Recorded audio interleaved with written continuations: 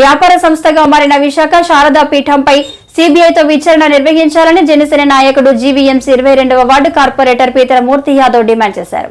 ఆయన మీడియాతో మాట్లాడుతూ ఆంధ్ర తెలంగాణలో జగన్ కేసీఆర్ ప్రభుత్వాల నుంచి శారదా పీఠం తీసుకున్న 500 కోట్ల విలువైన భూములను ఆయా ప్రభుత్వాల స్వాధీనం చేసుకోవాలి అన్నారు.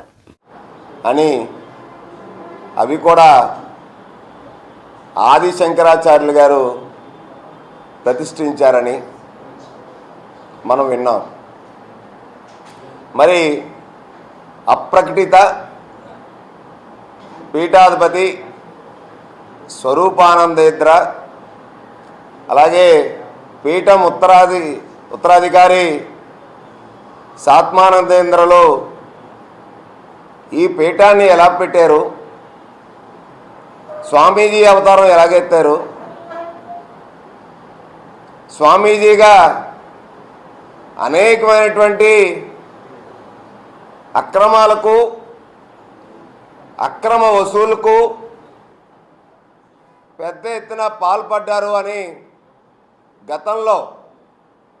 గత ప్రభుత్వ హయాంలో పలుమార్లు మేము ఇదే వేదికగా చెప్పడం జరిగింది.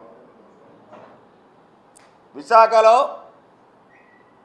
పండుగాడి పేరుతో బ్లాక్లో సినిమా టికెట్లు అమ్మినటువంటి వ్యక్తి శారదాపీఠం అధిపతి ఎలాగయ్యాడో చెప్పాలి. శారదాపీఠం అన్నది పెట్టడానికి, స్వామీజీ అవతారం ఎత్తడానికి అసలు స్వరూపానందకు ఉన్నటువంటి అర్హత ఏంటో స్వరూపానంద చెప్పాలి. ఈ స్వామీజీకి ఉన్నటువంటి అభద్రత ఏంటి? స్వామీజీకి అయినా ప్రాణహాని ఉందా? భారతదేశంలో ఏ స్వామీజీకి లేనటువంటి సెక్యూరిటీ స్వరూపానంద సరస్వతికి ఎందుకు ఇవ్వాల్సి వచ్చింది? ఈ స్వామి స్పెషల్ ఫ్లైట్లలో తిరగడానికి ఎవరు స్పాన్సర్ చేస్తూ ఉన్నారు? జగన్మోహన్ రెడ్డి ప్రభుత్వంలో స్వరూపానంద సరస్వతి ఎన్నిసార్లు స్పెషల్ ఫ్లైట్లో వెళ్ళారు? ఏ పనుల మీద వెళ్ళారు?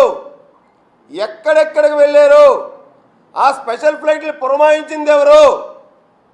బట్టబయలు కావాలి. ఒక స్వామీజీ కాదు, ముఖ్యమంత్రులందరూ కూడా సామాన్య ఎకానమీ ఫ్లైట్లో తిరుగుతూ ఉన్నారు.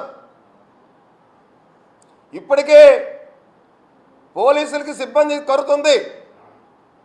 ఈ స్వామీజీకి ఇంత పెద్ద ఎత్తున సెక్యూరిటీ ఇస్తే నెలకి 20 లక్షల నుంచి 25 లక్షల రూపాయలు ప్రజాధనాన్ని, ప్రభుత్వ ధనాన్ని ఇవాళ వెచ్చిస్తూ ఉన్నారు. 5 ఏళ్ల నుంచి కోట్ల రూపాయలు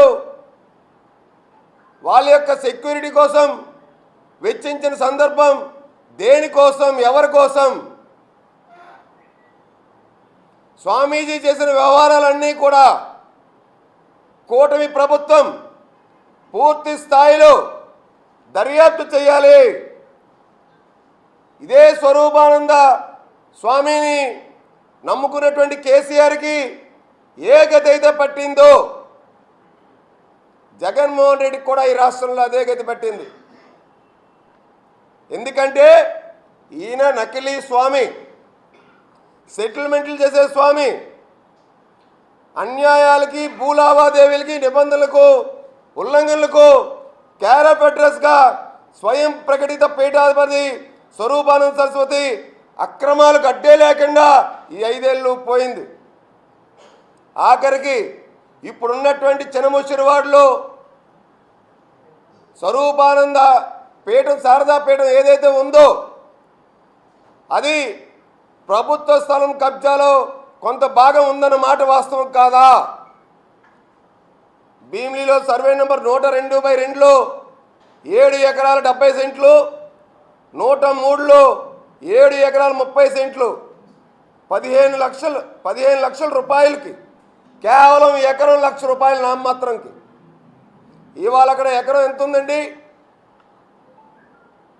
ఎన్ని కోట్లు ఉందండి? 250 కోట్ల రూపాయలు విలువ చేసేటువంటి స్థలాన్ని కేవలం 15 లక్షల రూపాయలకే ఇవాళ జగన్మోహన్ రెడ్డి ప్రభుత్వం నుంచి కొట్టేశాడు. ఈయన 20/11/2023 అప్పటి ముఖ్యమంత్రి గారికి ఈ శాంక్షన్ చేసిన 15 ఎకరాల భూమిని రియల్ ఎస్టేట్ వ్యాపారం చేసుకోవడం కోసం ల్యాండ్ కన్వర్షన్ చేసేయమని అర్జీ పెట్టుకున్నారండి. అంటే ఈయన వేద పాఠశాల పేరుతో 250 కోట్ల రూపాయల భూమిని కొట్టేసి